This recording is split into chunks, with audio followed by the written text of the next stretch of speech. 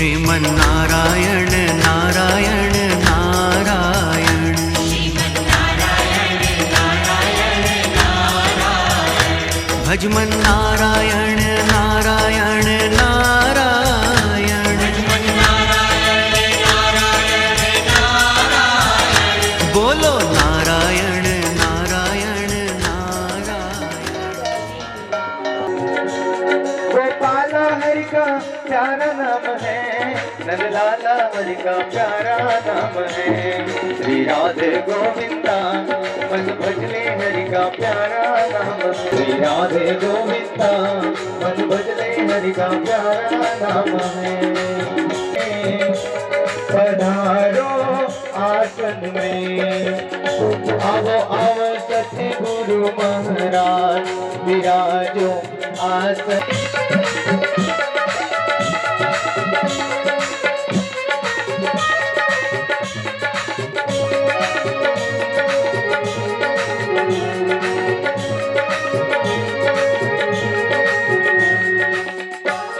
पधारो आसन में, आओ आओ सतगुरु महाराज पधारो आसन में। आरती पापियों को पाप से है तारती, श्री भागवत भगवान की है आरती, पापियों को पाप से है तारती। भागवत भगवान की है आरती, पापियों को पाप से है तारती। श्री भागवत भगवान की है आरती, पापियों को पाप से है तारती।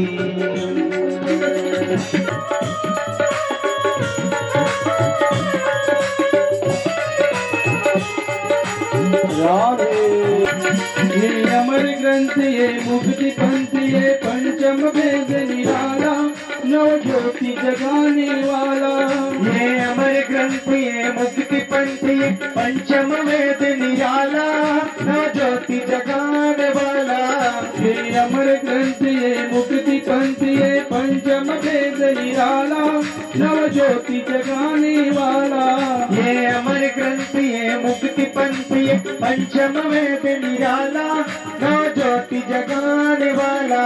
हरि नाम यही हरि ध्यान यही, हरि नाम यही हरि ध्यान यही, हरि नाम यही हरि ध्यान यही, हरि नाम यही हरि ध्यान यही। जग के मंगल की आरती, पापियों को पाप से है तारती।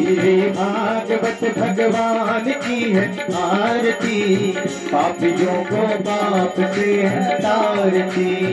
भागवत भगवान की है आरती, पापियों को पाप से है तारती। भागवत भगवान की है आरती, पापियों को पाप से है तारती।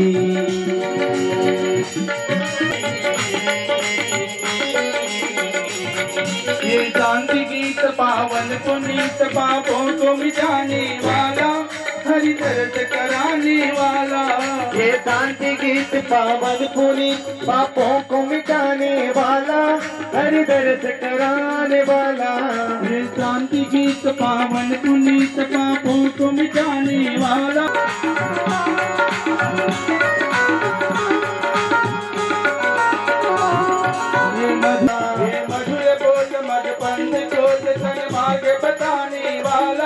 बिगड़ी को बनाने वाला, ये मधुर बोल मगपंथ कौन सतमार्ग बताने वाला, बिगड़ी को बनाने वाला। श्री राम यही घन श्याम यही, श्री राम यही घन श्याम यही, श्री राम यही घन श्याम यही, श्री राम यही घन श्याम यही। प्रभु महिमा की है आरती, पापियों को पाप से है तारती। भागवत भगवान की है आरती, पापियों को पाप से है तारती। भागवत भगवान की है आरती, पापियों को पाप से है तारती। श्री भागवत भगवान की है आरती, पापियों को पाप से है भागवत भगवान की है आरती, पापियों को पाप से है तारती।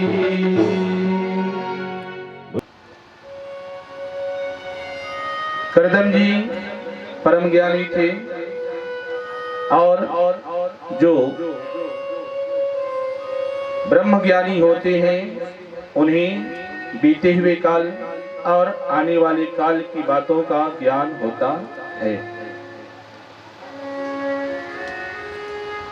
वे हमेशा से जो उनके द्वारा उत्पन्न पुत्र हुआ उनको श्री हरि नारायण ही मानते थे। भले ही वे उनके पुत्र के रूप में जन्म लिए लेकिन उनको अपना पुत्र उन्होंने नहीं माना, प्रभु ही माने।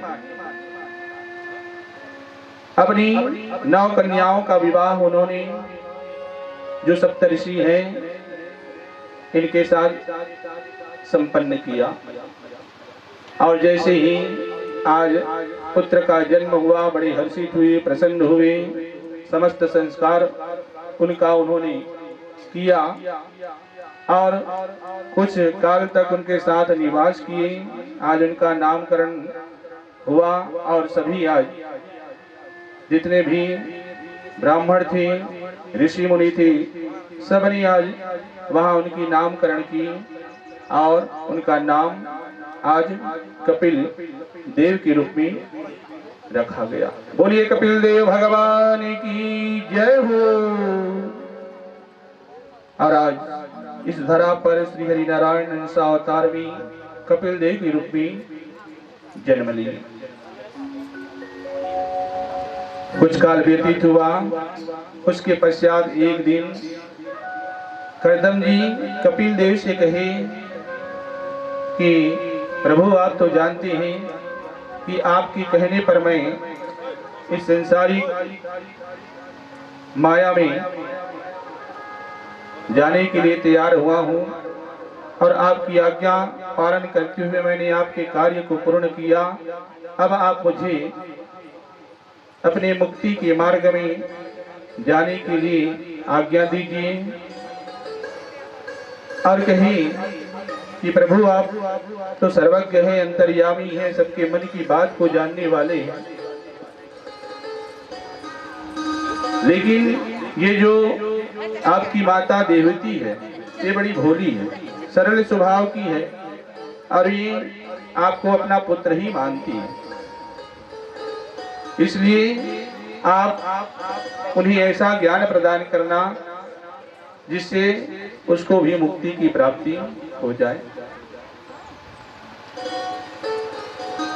आज देहूति को कपिल देव जी को सौंप करके कपिल देव जी से आज्ञा लेकर के आज करदम जी चले जाते हैं, पूर्व दिशा की ओर प्रस्थान करते हैं, सरस्वती नदी के किनारे जाते हैं और वहां जा करके तप करते हुए अपने मोक्ष गति को प्राप्त करते हैं। धीरे धीरे कपिल देव जी अब वहां बढ़ने लगे और देवती बड़ा स्नेह उन्हें करने लगी। आज उनकी मोह, आज उनकी ममता को देख करके कपिल देव जी मन में विचार किए कि यदि मेरी माँ इसी प्रकार से ममता में रहेगी तो उनकी मुक्ति नहीं होगी। इसलिए उन्होंने एक दिन अपने माता देहूति को बुलाए और बुलाने के बाद उन्हें बिठाए और बिठाने के बाद कहने लगी कि माता इस संसार में कुछ भी नहीं है, यह संसार शून्य है।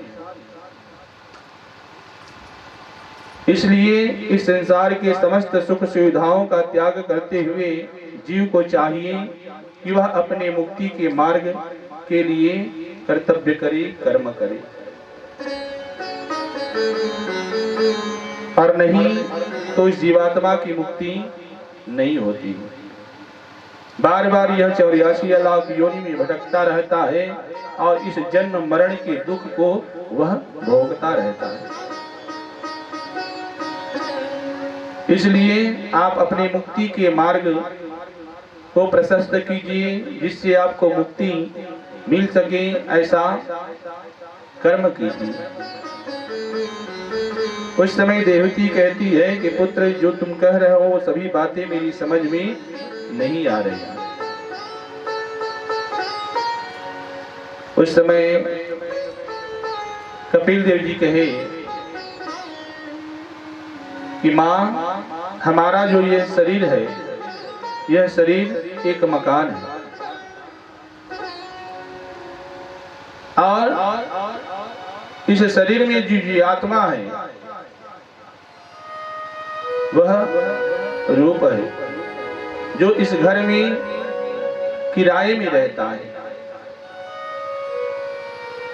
जैसे ही उसकी समय अवधि समाप्त होती है, वह इस घर को छोड़ देता है, और जैसे ही इस घर को वह छोड़ता है, यह शरीर रूपी घर पृथ्वी पर गिर जाती है और नष्ट हो जाती है। आज इसके इच्छा को पूर्ण करने के लिए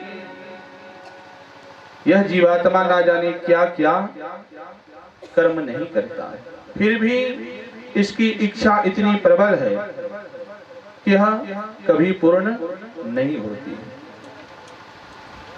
और यही इच्छाएं हैं जो जीवात्मा को अनेक प्रकार के पाप कर्म में संलिप्त करता जाता है।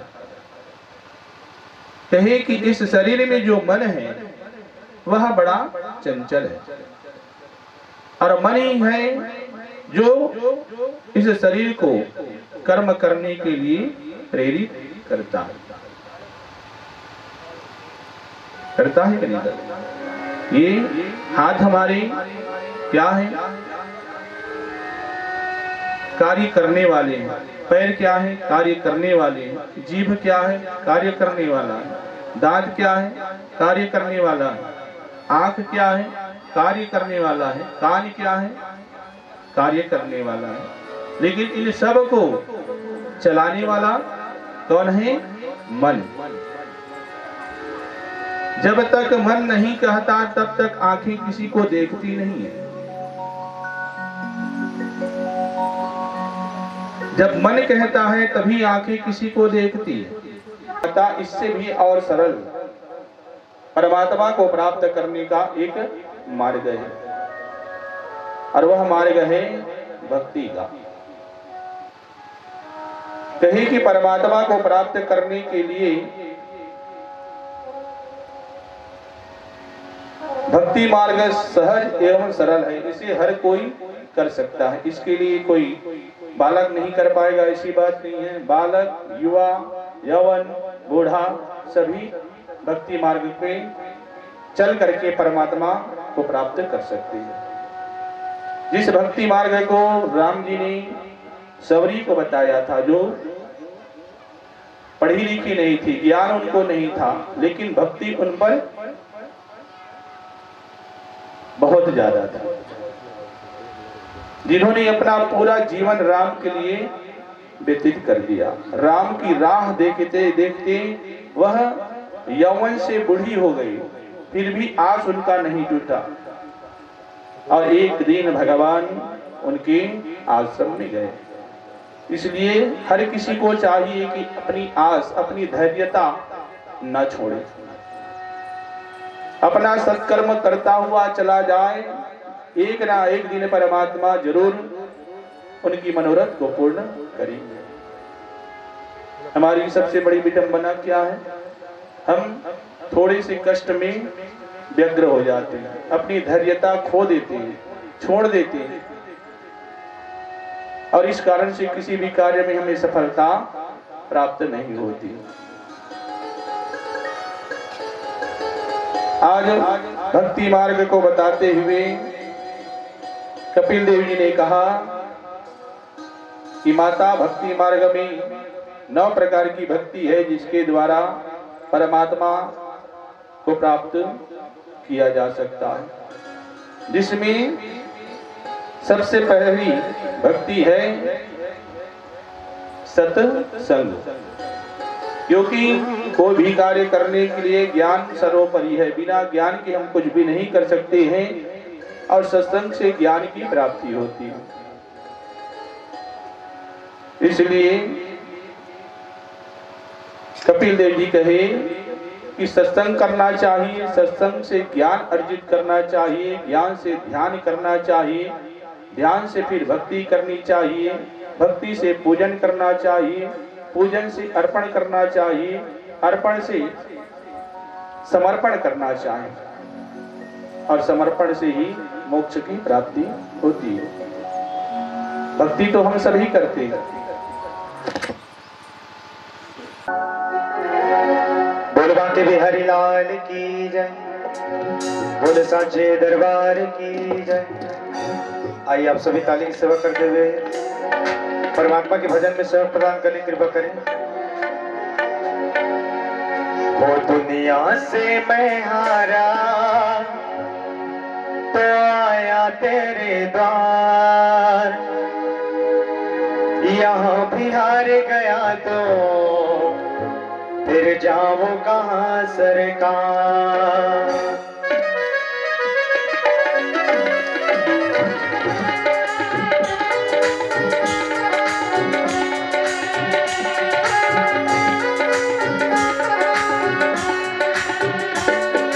दुनिया से मैं हारा तो आया तेरे द्वार, दुनिया से मैं हारा तो आया तेरे द्वार, यहाँ भी हार गया तो फिर जाऊं कहाँ सरकार, यहाँ भी हार गया तो फिर जाऊं कहाँ सरकार। दुनिया से मैं हारा तो आया तेरे द्वार, दुनिया से मैं हारा तो आया तेरे द्वार, यहाँ भी हार गया तो फिर जाऊं कहाँ सरकार, यहाँ भी हार गया तो फिर जाऊं कहाँ सरकार।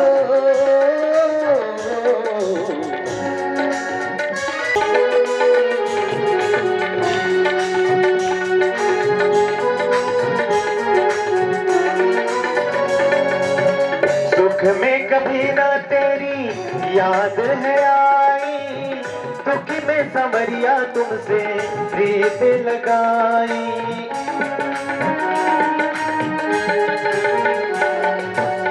सुख में संवरिया तेरी याद न आई, दुख में संवरिया तुमसे प्रीत लगाई। सारा दोष है मेरा मैं करता हूँ स्वीकार, सारा दोष है मेरा मैं करता हूँ स्वीकार। यहाँ भी हार गया तो फिर जाऊँ कहाँ सरकार, यहाँ भी हार। जय हो।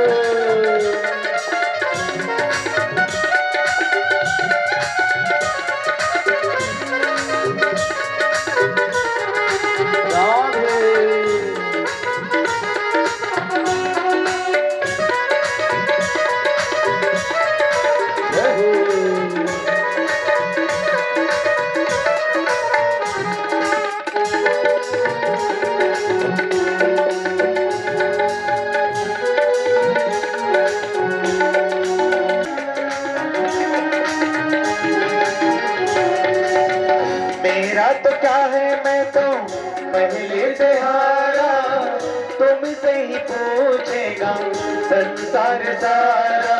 डूब गई क्यों नैया तेरे रास्ते के बनिहार, डूब गई क्यों नैया तेरे रास्ते के बनिहार। यहाँ भी हार गया तो फिर जाऊँ कहाँ सरकार, यहाँ भी हार गया तो फिर जाऊँ कहाँ सरकार।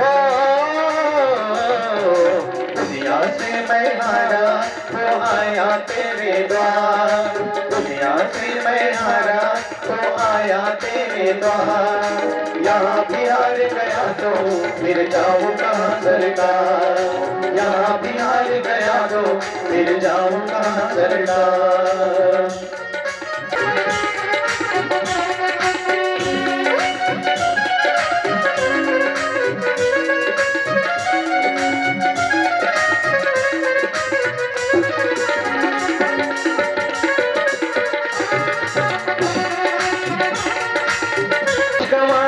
बस लाजे बची है, तुमसे कन्हैया मेरा आस टिकी है।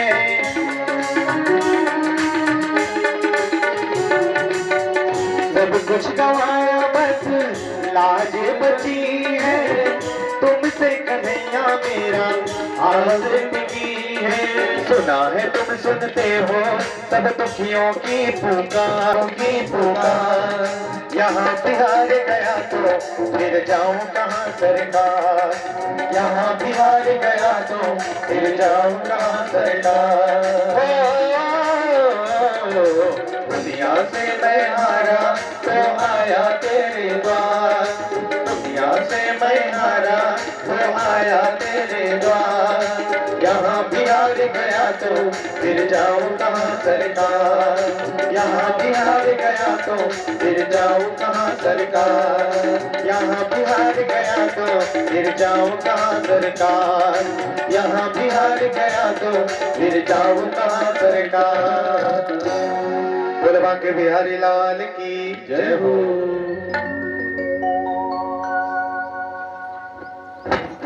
नित्यन्ति स्म स्त्रियो देव्या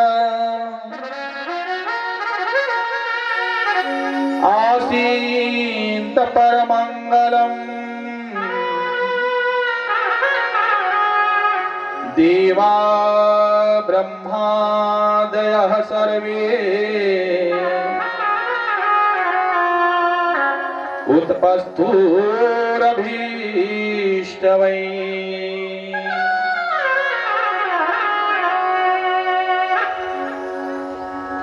राजा परीक्षित आज सुखदेव महाराज से पुनः निवेदन करते हुए कहते हैं कि प्रभु आपने मुझे महाराज मनु और शत्रुपा से उत्पन्न हुए जो 5 संतानें हैं, जिसमें 2 कन्याएं और 2 पुत्र हैं, तो 3 कन्याओं में से एक कन्या के बारे में आपने मुझे बताया कि उनका विवाह करदम जी के साथ हुआ और जिनके द्वारा आज कपिल देव जी का इस धरा पर आगमन हुआ। उनकी 2 और पुत्रियां हैं, उनके बारे में बताइए। तब सुखदेव महाराज कहे कि राजन, उनकी 2 पुत्रियां हैं, अंकुति और प्रसूति। तो एक का दक्ष प्रजापति के साथ और दूसरे का रुचि प्रजापति के साथ विवाह संपन्न हुआ। आगे भागवत जी में कथा आती है, सुखदेव महाराज कहते हैं कि राजन, एक समय इस धरा पर अत्रि नाम के महाज्ञानी महातपस्वी ऋषि निवास करते थे। उनकी पत्नी का नाम था अनुसुईया। आज अनुसुईया की भक्ति की गुणगान,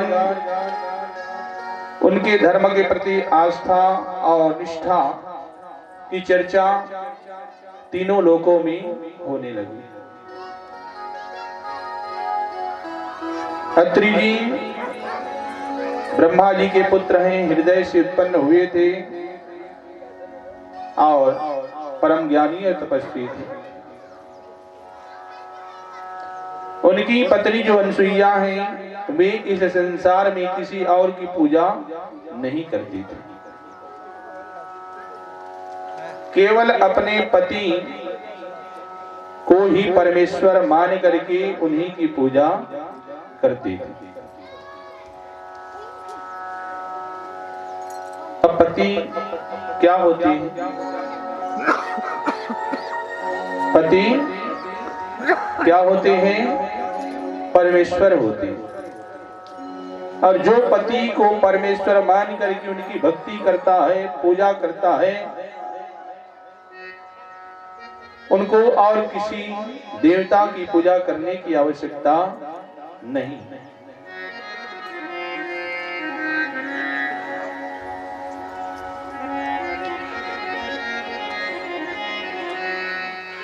इस प्रकार से आज इसी धर्म का पालन करते हुए अनुसुईया अपने पति को ही परमेश्वर मान करके उनकी पूजा करती थी, उनका आदर करती थी, उनका सम्मान करती थी, उनकी आज्ञा का पालन करती थी, हर समय उन्हीं की सेवा करती थी।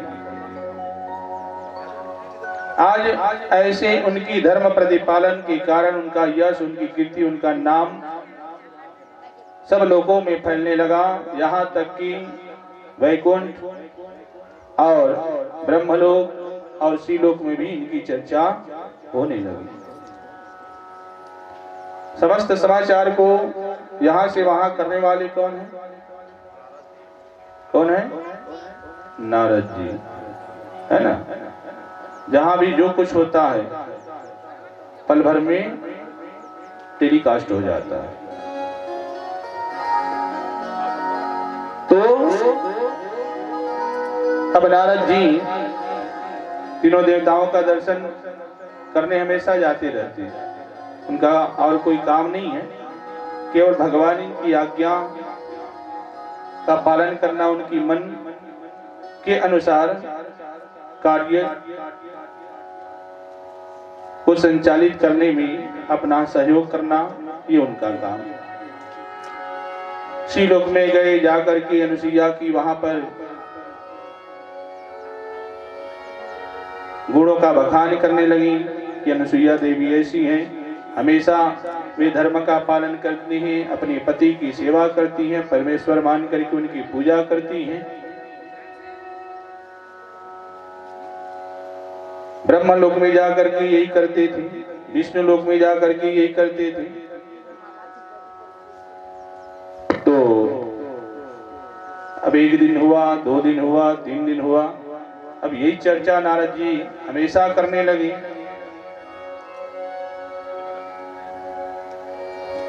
तो उस समय तीनों देवियों के मन में अनुसुईया जी के प्रति क्या उत्पन्न हो गया? क्या उत्पन्न हुआ? जो हम सभी के मन में उत्पन्न होता है। क्या होता है? जलन। यदि आपके सामने कोई किसी दूसरे का बड़ाई कर दे, या जैसे आपके पति यदि किसी दूसरे स्त्री की यदि बड़ाई कर दे आपके सामने, तो उस समय आप सहन उसको नहीं कर पाते। या आपके सामने किसी दूसरे स्त्री का बड़ाई कोई करे तो वह भी आप सहन नहीं कर पाते। उसी प्रकार से पुरुषों का भी हाल है, लेकिन ज्यादा प्रभाव स्त्रियों को पड़ता है। अब तीनों देवियां मन में सोचने लगी कि क्या करें, ये तो दिनों दिन अनुसुईया का बखान नारद जी आकर के करते जाते हैं। अब उनके मन में उनकी जो धर्मनिष्ठा है उनको नष्ट करने की भावना जागृत होने लगी। उन लोग सोचने लगे कि कैसे अब अनुसुईया के इस जो इतना प्रचार प्रसार बढ़ रहा है उसका मान सम्मान का, उसको कैसे रोका जाए। भगवान तो अंतर्यामी है, भक्त वत्सल है। भगवान मन में विचार किए कि देवियों के पहुंचने से पहले हम वहां पहुंच जाएं, क्योंकि पता नहीं ये जाएंगे कि तो बदला के भावना में कैसा उनकी परीक्षा लेंगे, और हो सकता है वो परीक्षा में पास ना हो पाए। इसलिए इनके जाने के पहले हम चले जाते हैं। और आज तीनों देवियों को बिना बताए तीनों देवता अपने अपने लोक से अंतर ध्यान हो गए, और अंतर ध्यान होकर के कहाँ गए? अत्रि जी के आश्रम में। उस समय अत्रि जी आश्रम में नहीं थे। हर समय तीर्थ स्थल या किसी यज्ञ स्थल में रहते थे, उस समय भी नहीं थे। अनुसुईया जी अकेली आश्रम में थी। तीनों देवता साधु कराव बना करके वहां पर गए, याचना की। अनुसुईया जी बाहर आई, आकर के देखी 3 देव 3 ब्राह्मण वहां पर हैं। बड़े आदर पूर्वक उनको भीतर ले गई, बिठाई, और बिठाने के बाद उनसे निवेदन की, कही कि ऋषियों आप बताओ मैं आपकी क्या सेवा करूं। तीनों देवता ऋषि रूप में कहते हैं कि माता हम बड़े दूर से आ रहे हैं और हमें बड़ी जोर की भूख लगी है, यदि कुछ खाने को मिल जाए तो बड़ा अच्छा होता। अनुसुईया कहती है कि जरा ठहरिए, मैं अभी आपके लिए भोजन की व्यवस्था करती हूँ। भीतर जाती हैं, जा करके फल कंदमूल लेकर के आती है। जंगल में और कुछ तो मिलता नहीं है, ला करके देती हैं। उस समय तीनों मुनि कहते हैं कि माता हम ऐसा भोजन नहीं करेंगे। तीनों देवताओं जो ऋषि के रूप में है इस प्रकार से बोलते हैं। उस समय अनसुईया जी कहती हैं कि ब्राह्मण देवों, यहाँ तो ऐसा ही भोजन मिलेगा, यदि आप और कुछ दूसरा भोजन करते होंगे तो ये यहाँ नहीं मिलेगा। तीनों ऋषि कहे कि हमारा कहने का तात्पर्य दूसरे भोजन का नहीं है। अनसुईया जी कही तो क्या है? कहे कि हम ऐसे भोजन नहीं करेंगे। इसमें हमारा कहने का तात्पर्य यह है कि हम ये चाहती हैं या हमारी इच्छा यह है या हम ऐसे भोजन करेंगे कि यदि आप निवस्त्र हो करके हमें भोजन कराएंगी तभी हम भोजन करेंगे। अब वहां पर अनसुईया जी सोचने लगी, बिना वस्त्र के भोजन कराने की मांग ये कर रहे हैं और यदि मैं इनकी इच्छा पूर्ण करता हूं तो मेरा धर्म नष्ट हो जाएगा और यदि मैं इनकी इच्छा पूरा नहीं करती हूं तो अतिथि सत्कार का जो पाप है वह मुझको लगेगा। यहाँ पर धर्म संकट में अनसुईया जी पड़ जाती है और जब धर्म संकट आ जाए तो क्या करना चाहिए?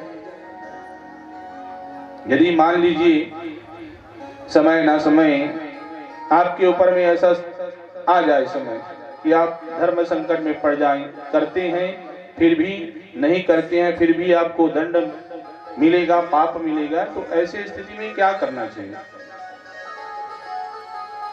क्या करना चाहिए?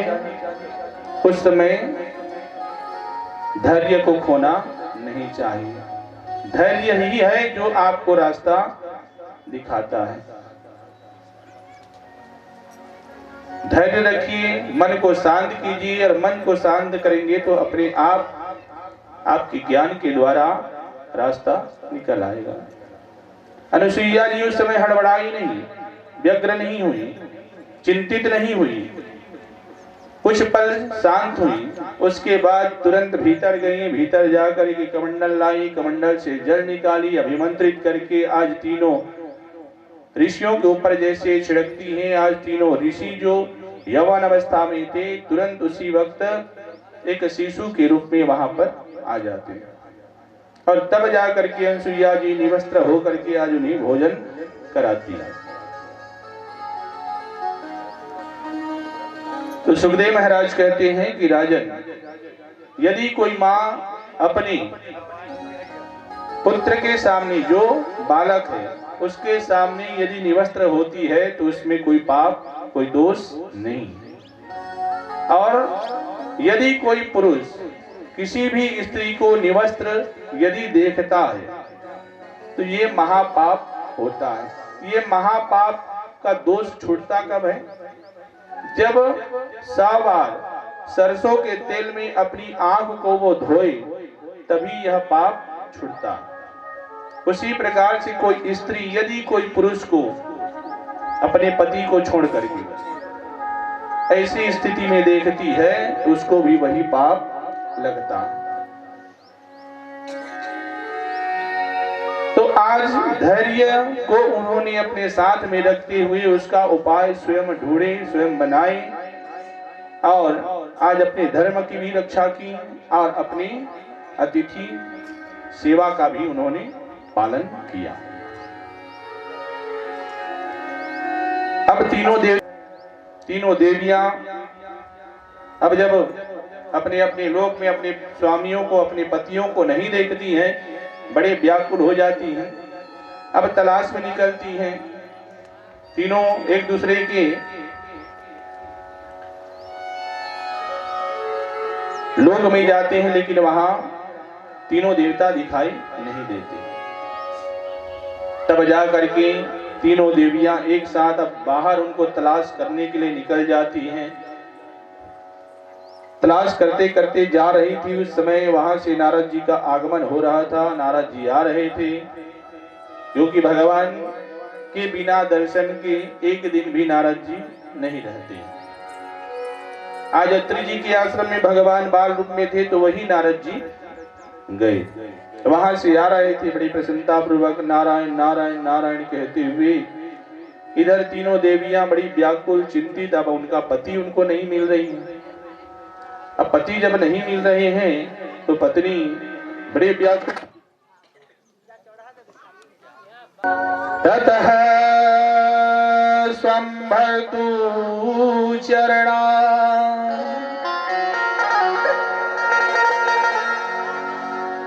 नयम्बो जज्ञासवम् जगद्गुरुश्चिन्तयति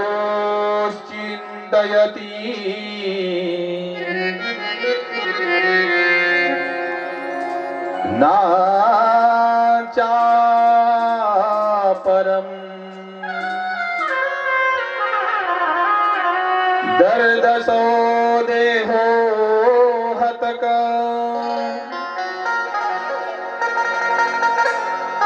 त्वन्मसः सती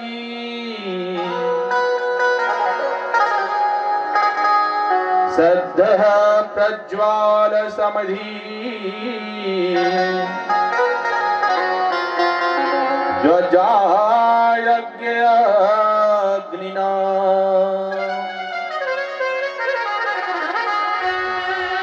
सुखदेव महाराज कहते हैं कि राजन, आगे भागवत में कथा जाती है सती जी की। एक थी अनुसुईया सती, जिसके बारे में मैंने तुम्हें अभी बताया कि अपने धर्म प्रतिपालन के द्वारा उन्होंने अपार सम्मान अपार शक्ति प्राप्त की, जिसके द्वारा तीनों लोकों के देवताओं को भी उन्होंने अपने अधिकार अपने बस में कर लिया, भक्ति के कारण, अपने पति की सेवा के कारण।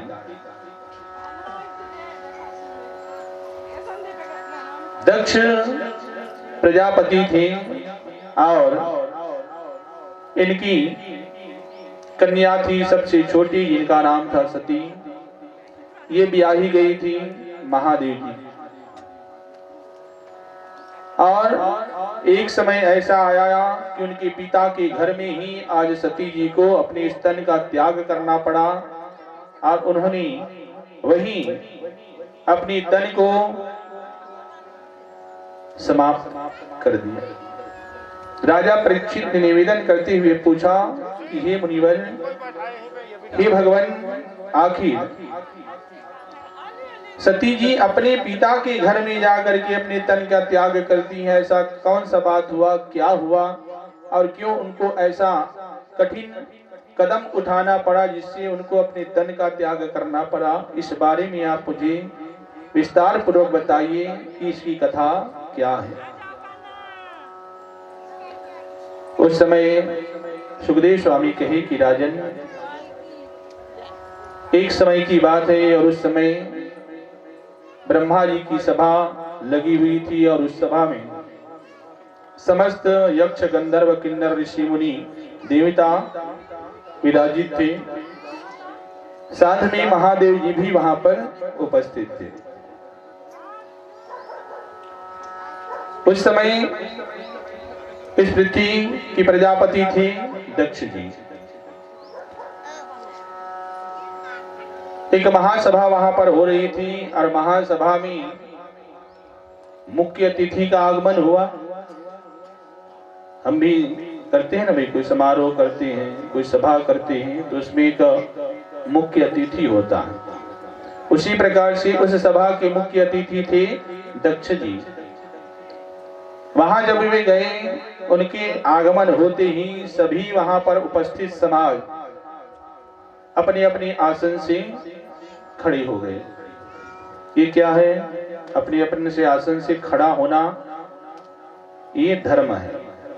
यदि आप किसी स्थान पर बैठे हैं और उस स्थान पर आपसे पूजनीय, आपका आदरणीय कोई व्यक्ति का प्रवेश हो, तो बिना किसी के कहे अपने स्थान से आप खड़े हो जाइए, उनका सम्मान कीजिए, अपना स्थान छोड़ करके अपने स्थान पर उन्हें बिठाइए। ये क्या है? मनुष्य का ये धर्म है और यही संस्कार है मानव का। लेकिन आज हम सभी संस्कार से बड़ी दूर होते जा रहे हैं। तभी देख रहे हैं ना भाई, केवल हमारे धर्म पर ही उंगली उठाई जा रही है। क्यों? कि हम निष्क्रिय हैं, अपने धर्म के प्रति हमारी निष्ठा नहीं है, उसका हम सम्मान स्वयं नहीं करते हैं, तो कोई दूसरा हमारे धर्म का सम्मान क्यों करेगा?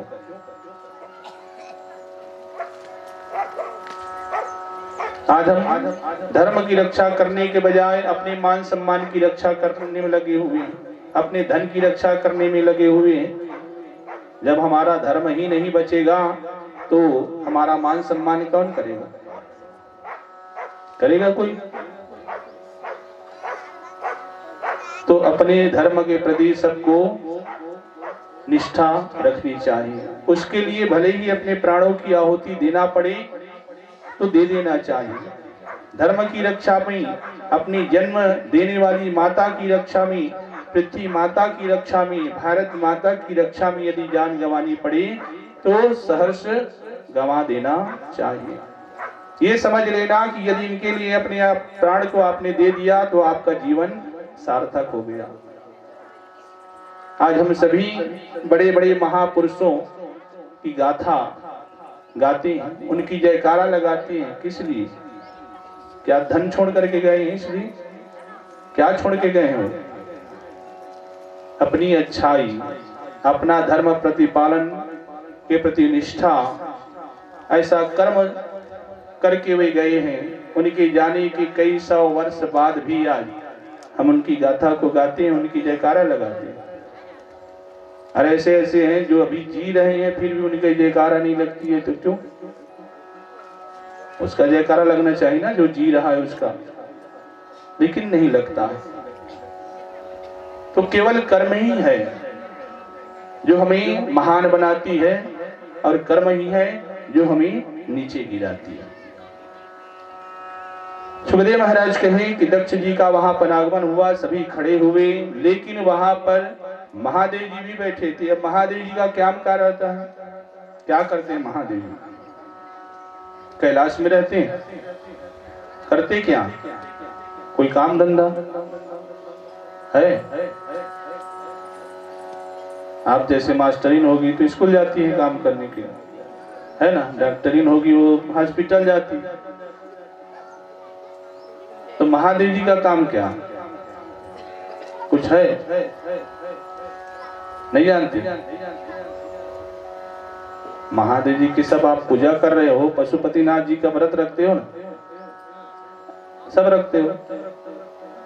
जो भी रखते हैं 100 में से 80 लोग रख रहे हैं, 20 लोग नहीं रख रहे हैं। वापस आ गए, उन्होंने सोचा कि मेरे जमाता होकर के इसने मेरा अपमान किया है। घर का व्यक्ति ही जब मेरा अपमान कर रहा है तो बाहर का व्यक्ति मेरा क्या सम्मान करेगा? और सही बात है ना? यदि घर के लोग ही किसी घर के मुखिया का सम्मान ना करें तो बाहर वाला कोई उसका कहना मानेगा क्या? नहीं मानेगा। तो दक्ष जी कहे कि इस पूरे संसार का मैं प्रजापति हूँ, जितने भी प्रजा हैं उनका सबका मैं स्वामी हूँ, और ये मेरे दमाद होकर के मेरा सम्मान नहीं कर रहा है, और यदि मैं इसको ऐसे ही छोड़ दूंगा तो कल इसने अपमान किया है, परसों कोई दूसरा अपमान करेगा, नरसों कोई तीसरा अपमान करेगा, और ऐसा करते करते सभी मेरा अपमान करेंगे, कोई मेरा सम्मान नहीं करेगा। इसलिए दक्ष ने आज द्वेष की भावना रखते हुए, देखिए ये भावना भी बहुत बुरी है। द्वेष की भावना अर्थात बदला लेने की भावना हम सबके मन में जागृत हो जाती है। कुछ भी कोई दूसरा हमारे लिए कुछ बुरा कर दे तो उस समय हम उसका बदला नहीं ले पाते हैं, तो अग्रिम के लिए सोच के रखते हैं कि समय आने पर मैं भी तुम्हारे लिए ऐसा बर्ताव करूंगा, तुमसे इसका बदला लूंगा। अब बदला तो वो ले नहीं सकता, लेकिन बदले लेने के चक्कर में अपना बहुत कुछ नुकसान कर जाता है। आज उसने बदला लेने की भावना से यज्ञ की रचना की। यज्ञ की रचना करने के पश्चात सबको निमंत्रण भेजवाया, लेकिन महादेव जी को निमंत्रण नहीं दिए। यज्ञ प्रारंभ हुई। समस्त देवता, यक्ष, गंधर्व, किन्नर, नाग सभी अपने अपने विमान में बैठ करके आज दक्ष जी के भवन में पहुंचने लगे। आकाश मार्ग से विमान जाने लगी, एक करके एक, एक करके एक। वहां कैलाश पर्वत पर सती जी और महादेव जी बैठे हुए हैं। महादेव जी तो ध्यान अवस्था में हमेशा रहते हैं, आंख बंद करके प्रभु का चिंतन करते रहते हैं। सती जी अनेकों विमान को आकाश मार्ग से जाते हुए जब देखती हैं, उनका मन रह नहीं जाता। तुरंत महादेव जी से जा करके पूछती हैं, कहती हैं कि स्वामी, ये समस्त देवतागण कहाँ जा रहे हैं? ऐसा लग रहा है कहीं कुछ हो रहा है। महादेव जी कहे कि देवी, इतनी बड़ी संसार है, कहीं ना कहीं कुछ न कुछ होता रहता है। सबके रिश्ते नाते लगे हुए हैं, सब आते जाते रहते हैं। महादेव जी जानते थे कि दक्ष जी मेरा अपमान करने के लिए ऐसा उन्होंने रचना किया है, लेकिन सती को बताना नहीं चाहते थे, क्योंकि सती दक्ष जी की कन्या थी और कोई कन्या अपनी पिता के बारे में बुरा नहीं सुन सकता है ना। मैके में यदि रहे, उसे भले कितना दुर्वचन कह लो, कुछ भी उसके लिए कह लो, लेकिन यदि जैसे ही उसके मायके पक्ष में पहुंचे आप, तुरंत वह जवाब देने लग जाती है। उसी प्रकार से आज महादेव जी मन में विचार की कि मैं इनके पिता के बारे में जब बताऊंगा तब इनको विश्वास नहीं होगा। नहीं बताना चाहते थे, बार बार पूछने लगे। महादेव जी कहे कि अब क्या करूं, और जब तक इसको नहीं बताऊंगा तब तक ये क्या करेगी, पूछती रहेगी, क्योंकि ये हठ में आता है। 3 प्रकार के हठ होते हैं। कौन कौन से? बालहट, राजहट और स्त्री हट। होता है कि नहीं?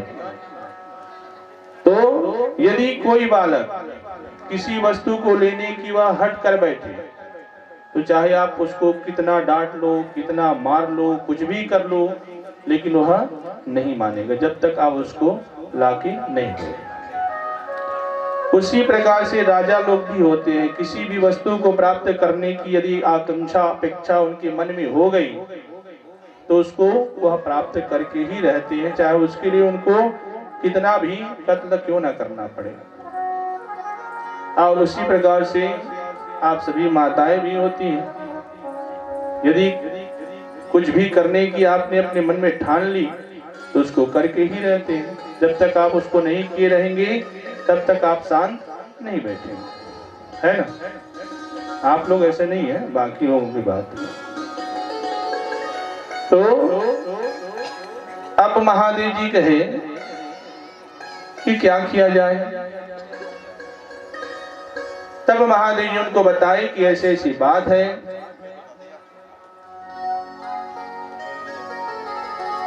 सती कहती है कि ऐसे कैसे हो सकता है, वे इतनी छोटी सी बात के लिए मेरे पिता ऐसा कर सकते हैं, मैं मान नहीं सकती। जरूर निमंत्रण वो दिए होंगे, लेकिन आप ही भूल गए होंगे। गांजा भांग धतूरा खा करके पड़े रहते हैं, आपको याद नहीं होगा। जरा दिमाग में जोर डालिए। महादेव जी कहे बताओ, अब मैं इसको सही बता रहा हूं, इसको पर भी इसको विश्वास नहीं है। कहे कि देवी, उन्होंने हमें निमंत्रण नहीं दिया है, इसलिए हम वहां नहीं जाएंगे। लेकिन सती नहीं मानती है और जाने की जिद करने लगती है। उस समय महादेव जी जान जाते हैं कि सती का अब क्या आ गया, कष्ट पाने का समय आ गया। क्यों कि ऐसी ही जिद एक समय पूर्व सती जी ने किया था, जिसके कारण से आज भगवान ने उनको अलग से आसन पर बिठाना प्रारंभ कर दिए। पहले अपने गोद में बिठाते थे। किस समय? जब उन्होंने राम जी की परीक्षा ली। यहां तक ठीक है, परीक्षा लेने गए जिद करके, ये भी ठीक है। वहां जाकर के उन्होंने क्या किया? सीता जी का रूप बना लिया, ये भी ठीक है। वहां से आने के बाद जब महादेव जी पूछे, कहे कि देवी क्या की, कैसी परीक्षा ली, तब उन्होंने झूठ बोला। ये तीसरी गलती, और इसका दंड वो भोग रही थी, लेकिन फिर भी आज जिद में आ गई कि मैं वहां जाऊंगी। महादेव जी जान गए कि अब सती का समय आ गया है। ना चाहते हुए भी आज महादेव जी गणों को आदेश दिए, नंदी पर बिठाए और सती जी को भेज दिए। बहुत से गण उनके साथ गए। जैसे ही दक्ष जी के घर में पहुंचे, दक्ष जी द्वार पर ही खड़े थे सभी अतिथियों का स्वागत करने के लिए। जैसे ही जाकर के सती वहां रुकती हैं, उनको देख करके दूसरी तरफ मुंह फेर करके दक्ष जी भवन के भीतर चले जाते हैं। उनकी माँ वहां पर रहती है, माँ होती है। सती जी को देख करके उनके पास आती है, उन्हें भीतर ले जाती है। उनके और 59 बहनें थी। वे सब देखती हैं, सती जी को देख करके मुंह फेर फेर करके सब इधर उधर चली जाती, कोई उनसे मिलने नहीं आती। इस सब से सती जी को बड़ा दुख पहुंचने लगता है। और स्वाभाविक सी बात है, दुख कैसे नहीं पहुंचेगा? स्वयं किसकी बहन है, आज उसको देख करके उसके तरफ से मुंह फेर करके जा रही है। उसके पिता प्रसन्न होने के बजाय दुखी होकर के भवन के भीतर चले जाते हैं। इतना अपमान आज सती जी को सहने को पड़ा, जिद के कारण। भीतर गई। भीतर जाने पर अब सब तरफ को घूम घूम के देखी, यज्ञ होना था। ऐसी पंडाल वहां पर बहुत बड़ी लगी हुई थी, सबके बैठने के लिए स्थान बनाया गया था। जाकर के वहां देखी तो सब देवी देवताओं के लिए वहां पर स्थान बना हुआ था, लेकिन महादेव जी के लिए कोई स्थान नहीं बना था। इस बात को देख करके अब सती जी बड़ी व्याकुल हो गई। सुखदेव महाराज कहे कि राजन, कोई भी स्त्री अपना अपमान सहन कर सकती है, लेकिन अपने सामने अपनी पति का अपमान सहन नहीं कर पाती। भले ही अपने आप में अपना कितना भी पति को दुर्वचन कहे, है ना भाई? कहते हैं ना सर? कौन कौन कहते हैं? नहीं सुने हो? यह देख गाँव का था ना, देखा बाद हाथ ऊंचा। कौन कौन अपने पति को दुर्वचन कहती हैं, कड़ा वचन कहती हैं? यहाँ जितनी माताएं बैठी हैं उसमें कोई नहीं कहती है ना? पक्का आवाज निकाल के बताओ। वो आवाज निकालता देखते हो, ये पक्का गवाही है।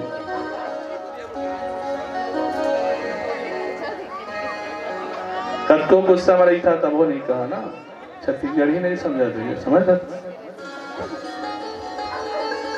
कहा भी हुई है तो आज के बाद नहीं कहना है। भले ही आप सहन ना कर पाए, लेकिन जवाब आपको देना है, ठीक है आप जवाब दीजिए, लेकिन सामान्य भाषा में जवाब दीजिए, कड़ा भाषा में नहीं।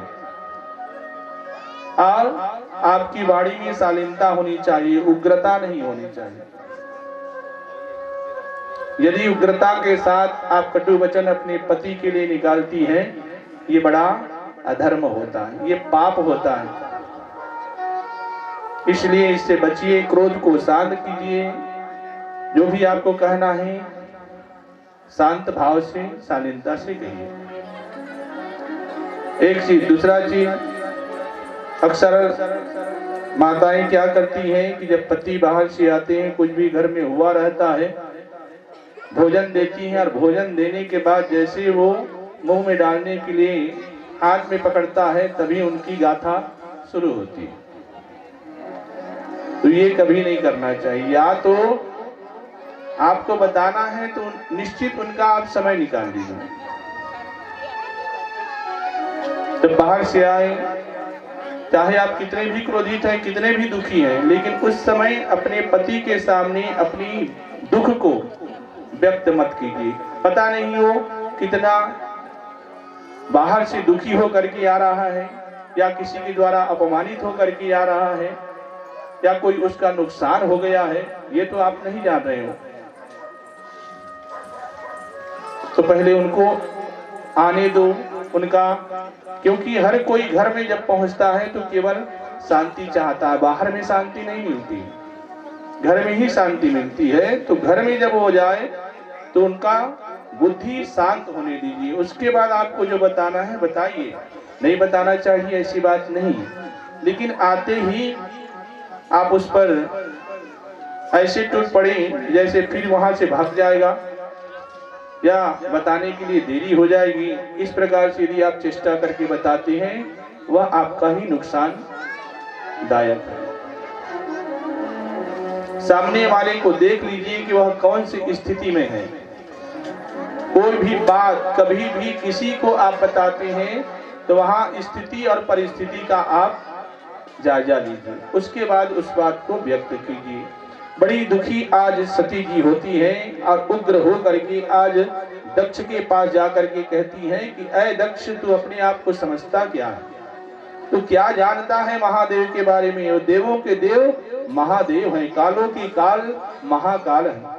तुमने मेरा अपमान किया, मैंने सह लिया, लेकिन मेरे पति मेरे महादेव का अपमान मैं बिल्कुल भी सहन नहीं करूंगी।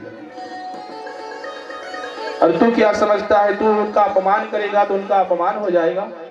बिल्कुल नहीं होगा। और उनका अपमान करके तुमने अपना अंतिम समय नजदीक ला लिया।